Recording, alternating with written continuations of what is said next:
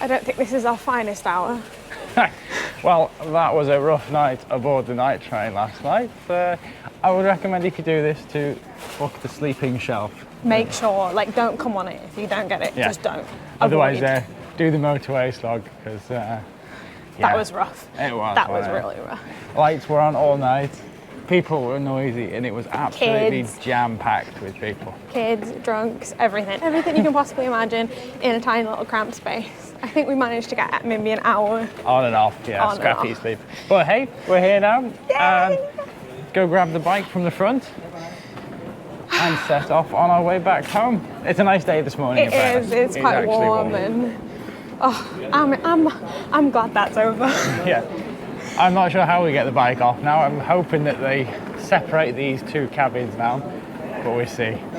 I just want to see Shadow around this corner. I just want to see him. He's fine. There he is.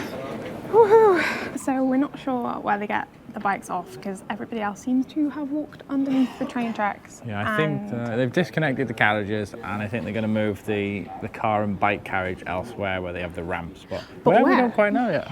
But Shadow's there. He's good. Looking fine. Handsome even. You can see there's not a lot of space between the mirrors and the roof. No, not at all. So they are just unstrapping the bikes now. I'm not sure who's going first, the cars or the lower section of the bikes, but everybody is rushing on to try and put their bags on their hangers-on because they had to take everything off. We're just waiting here with the helmets and stuff so we can load up once Sean gets the bike off and it's a little bit less stressful. But Shadow's the first off. Are you going to give me the tank bag? Yeah.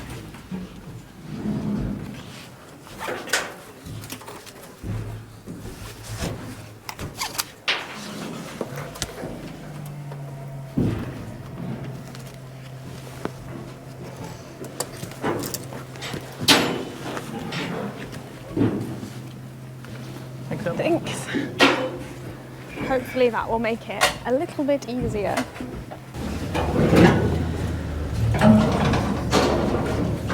Let's see if this goes any better without the tank bag and helmet. Oh, here we go again. Here we go.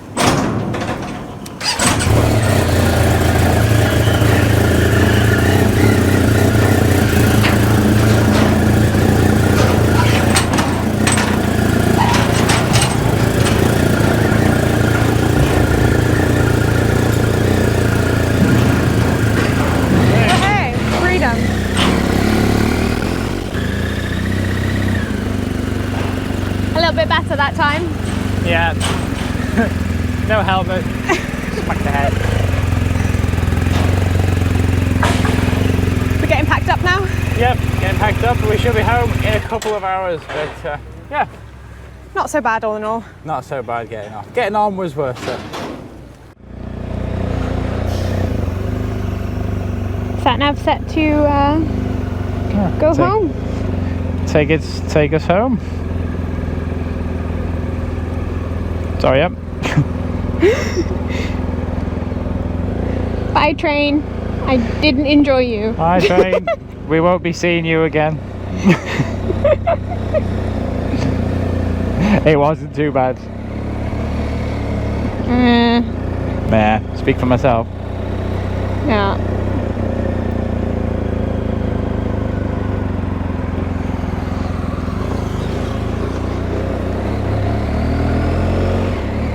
It's crazy that we've been on a train for like 8 hours and we're still in the same country. Oh yeah, that's true. That was quite slow. I think if you take the direct train, which you can't put the bike on, but as a full passenger, I think it's only like 4 or 5 hours. It's quite quick. Okay. But that one stopped at about 10 or 15 stations maybe last night.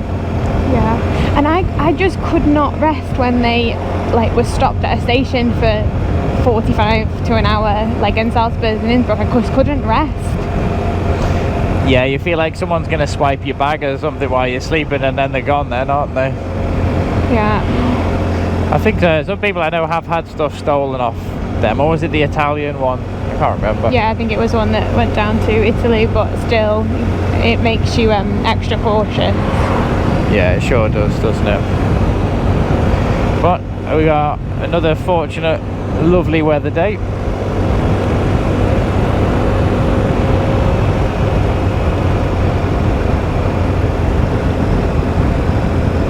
Have we got to avoid motorways on the sat nav? Yeah, I think so. Do we need to just keep it on until we get out of Austria? I don't think so. Okay. I don't think there's any motorway on this bit. I used to live here, remember? Oh yeah, sorry, I always forget. Although, I can't really remember which way it is. I know it's this direction at least. And in about 5-10 minutes, we are leaving Austria and heading back into Switzerland. It's actually a shame that we weren't in Austria very long, because Austria is an absolutely beautiful country. We can certainly recommend you spend some time touring around Austria as well. Maybe we should do an Austrian tour. Yeah, I think so. That would be nice, actually. A dedicated one. I think that's the Rhine. I think the Rhine runs up here. It's so beautiful. And here we are in Switzerland. It's time to obey the speed limits rigidly. Or take your number plate off, you choose. Home.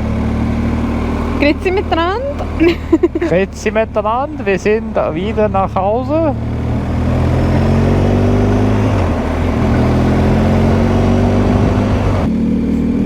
We've not long pulled off the motorway, which means we're really close to home now, which also sadly means that the heading north tour is about to come to an end. Yeah, I'm kind of sad that it's over, but it's nice to be back in Switzerland. I think it's been just the most incredible trip we've ever done. Yeah, it really has, and as you say, the last 4 weeks have gone by so quickly. We've seen so many things and had so many amazing experiences. It's been fantastic. Alright then, let's do our trip tradition. Let's talk about our highlights. So you go first. What's been your big highlight, or your, I'm sure there's more than one, so your couple of big highlights from heading north? Yeah, I mean, there's tons of highlights, isn't there? But I think one that sticks to me in my mind quite the most was the first day in Norway. Actually, we got off the ferry and we headed to Lisbon, didn't we? And when we went down that winding road and we caught sight of the fjord for the first time, that was absolutely spectacular. Yeah, that whole night, and then even on to the next day when we got the ferry across the fjord, the Listra fjord, it was one of the best days I think ever. It's such a memory moment. That was such an epic experience, it really was. Yeah, the ferry through the fjord, we just parked the bike up on the boat. It was only a small boat as well. It felt like a sightseeing tourist boat more than just a transport. Yeah, it really did, didn't it? Another big highlight for me was the wild camping. The first night we wild camped was when we were in Sweden, hadn't we? We just visited that amazing waterfall. Yeah. And then we rode a little bit more into the forest, and you found that spot right next to the lake, and that was a great night, wasn't it? Yeah, I think every time we wild camp it was an incredible experience. Each time we love it even more, and just wild camping in general is such a privilege to be able to do it. It is. It's a great law that they have in Scandinavia, where you have that right to pretty much pitch your tent wherever you want to.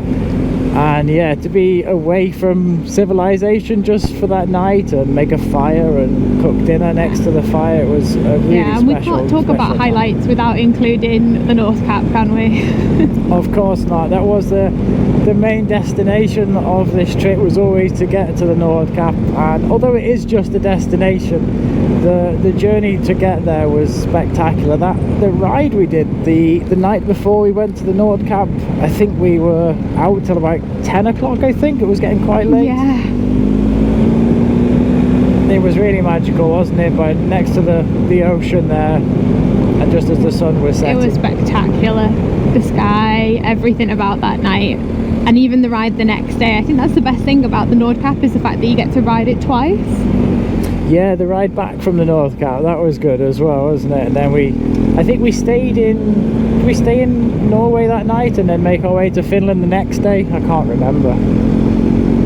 Yeah, and then we got to stay in that cabin in Lapland. I think the cabins were a big highlight as well from the trip, staying in those little red cabins wherever we were. They were such a good price as well. Yeah, a lot of people recommended the cabins before we left, and I think to the fact that we were just a little bit off season, the availability was fantastic. And what did we pay, like 40-50 euros a night to stay in those cabins, and it was well worth it, because you don't have to unpack all the tents and the sleeping bags. They really saved a lot of time. Yeah, and then the next bit was heading down to Helsinki and then getting the boat over to the Baltics and seeing Estonia, Latvia and Lithuania. All of those countries were such a great experience, seeing the capitals, Riga, Vilnius and Tallinn. It was just, every one of them was amazing. So much history and culture. Yeah, there was, wasn't there? And as you say, that journey to Helsinki, I had no idea how many trees there were in Finland and how densely packed in those trees were. Seeing it from above was amazing, and also the rock that was balancing on the other rock as well from the glacier. That was cool. I forgot about that. I'd seen a few pictures of it, but the pictures I'd seen hadn't done it justice, because when we got there I was really taken aback by it. It was really possibly like a wonder of the world, and yeah, I loved that. And as you say, when we crossed over into the Baltic states, I wasn't expecting the cities to blow me away like that. I'd heard good things about Tallinn, but it really was as good as what every one of them was just amazing. There's so many highlights from the trip, isn't there? You can't, every day almost had a highlight or just an incredible moment. Yeah, exactly. Alright, enough about the highlights now. Let's talk about what you'd change or what we'd do differently if we did it again. Well, looking back over the trip, I really don't think there's much I would change about it, apart from last night's experience on that like wretched train from Vienna to Feldkirch. It was truly awful. Was horrible. I mean, it didn't start off very well with me banging my head on the ceiling getting onto the train, but yeah, that wasn't too bad. But as the sleeper compartments were sold out when we booked it, we had to stay in the main cabin of the train. And when we got on it, I thought, great, it's empty and we'll have a nice, maybe have some sleep on there. But it then pulled into the main station and everyone just piled in, and the lights were on all night. It was noisy, and yeah, it wasn't a nice experience.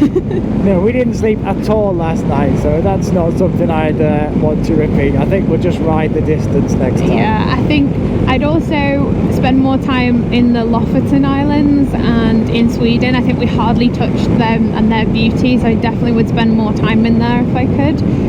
It was so nice the few days that we did get, that I definitely want to head back to those regions.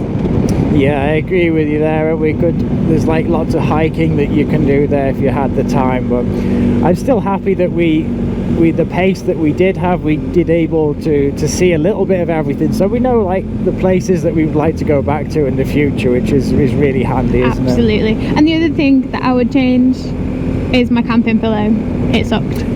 Oh yeah, you didn't like that. I think in the end we just put a coat into a stuff bag, and that was quite comfortable, wasn't it? Yeah. Oh, talking about equipment, how do you think our equipment's done this time?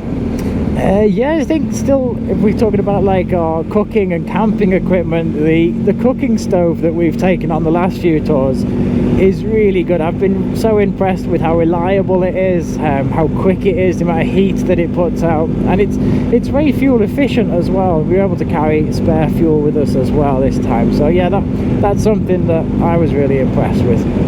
Yeah, I think all of our equipment has performed remarkably. The suits, yet again, it's like the thing that you wear every day, so it has to be right. And we got all the way down to like 2-3 degrees at the Nordkapp, and then the past few days riding through Poland, it's been like 20 degrees, and they've been perfect. I'm so impressed with them. Yeah, the riding gear is really fantastic. The way you can take off the layers depending on the climate, and as you say, at the end of the trip it was getting really warm, and it was so nice to be able to have the vented suit But also the beginning of the trip, when we got stuck in that day of torrential rain where it just rained non-stop for 10 hours. That was awful. I've blocked that out. I blocked that out completely from the It's trip. probably for the best, isn't it? But we got to the hotel and we took off our suit expecting to be wet inside, but we were perfectly dry. And that was amazing, isn't it? That was really a good test to how waterproof this suit is. Except for the gloves, I'd say. Maybe we need to do something different.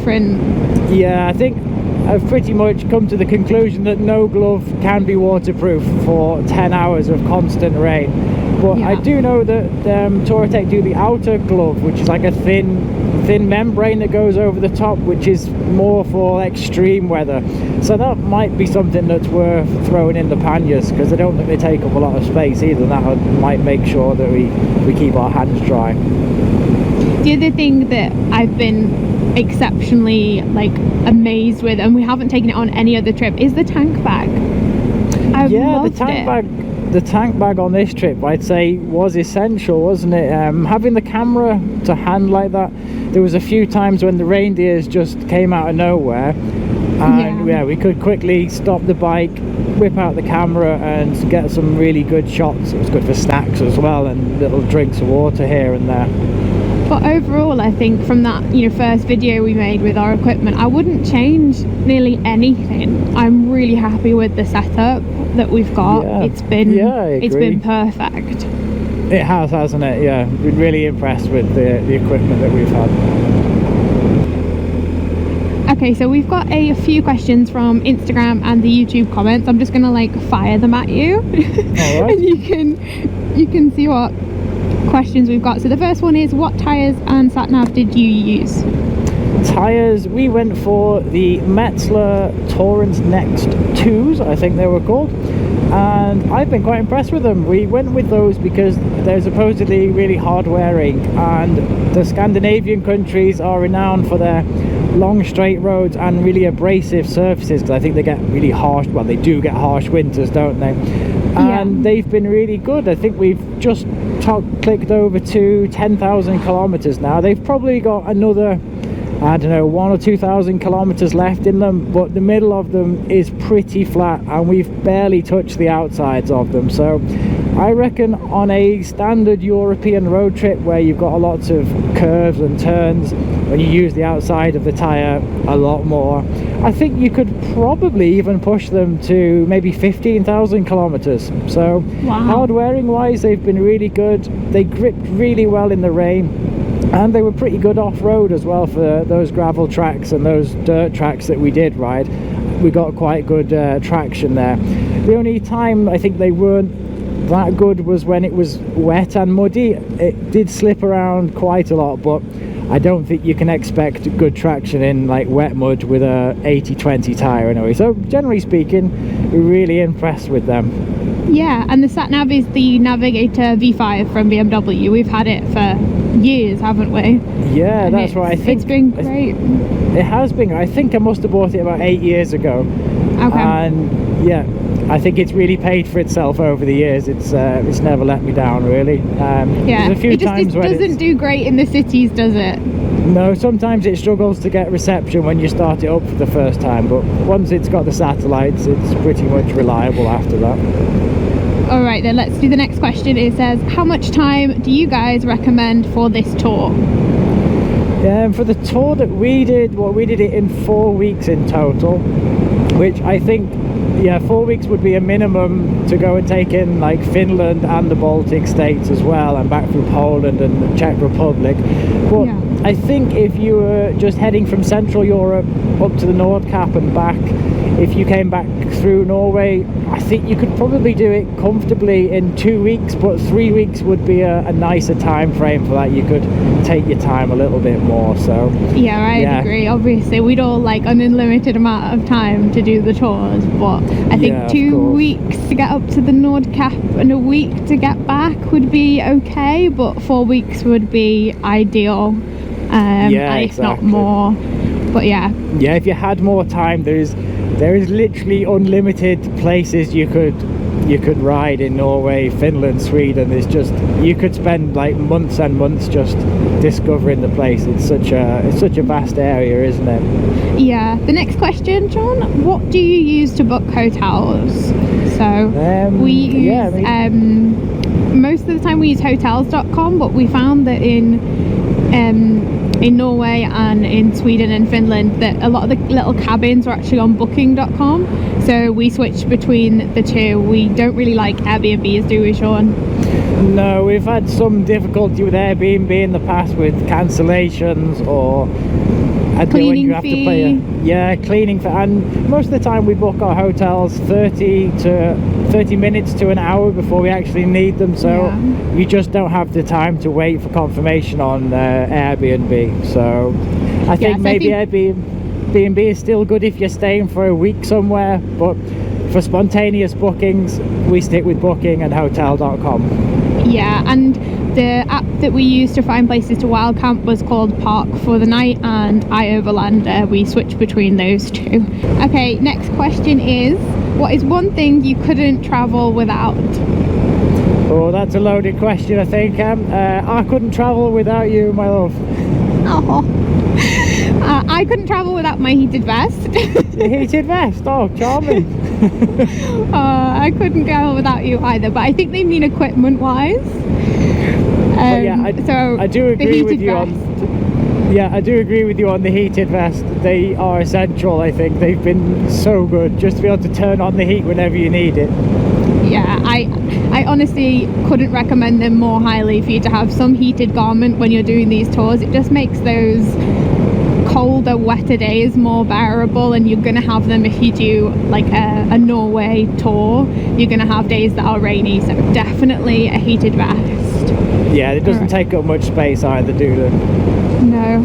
Alright, I think we have one last question, which is, where are you heading next? Which seems quite loaded. Yeah, that is a big question. It's something we have been talking about recently, because all the trips that we have planned over the last few years we've now accomplished. But yeah, there's a few countries that are accessible from where we live. I think Turkey could be an option. That maybe would need about 3 weeks to do, wouldn't it? Yeah, Turkey, there's loads of places that we want to go, obviously, but going at the right time. We think maybe Corsica, Sardinia. We love spending time, obviously, in the Alps in Switzerland and in Italy. We obviously want to go a bit further afield, but first I think we need to go home. I think we need to do Heading West. Yeah, the Heading West tour I think is a good idea. We can see England, Scotland, Wales and Ireland, and get to see a lot of the places that perhaps we missed when we did live there. And it'd be nice to go back home and to explore our own country a lot more as well. So I think, the Heading West tour I think will happen in 2024. Yeah, but I think we want to hear from you. I think we've got a question for you, like what do you want to see from us next, or do you have any recommendations of places that you think we should go to?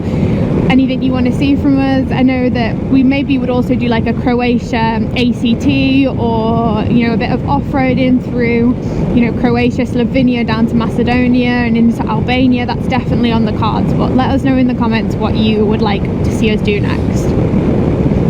Okay, we are pretty much home now, which means this is the end of the Heading North tour, and it's been an absolutely epic journey and we've enjoyed every moment of it. I'd like to say a big thanks to everyone that's followed this journey. We appreciate all the comments, the tips and advice, and all of the likes that you've sent us along the way. We're really appreciative of that, aren't we? Yeah, it might be the end of the Heading North tour, but it's definitely not the end. We have so many big trips planned for 2024, and we're going to take you all along with us. So we'll see you in the next episodes and the next series, wherever we may be. We don't even know yet, but come and join us along for the adventure.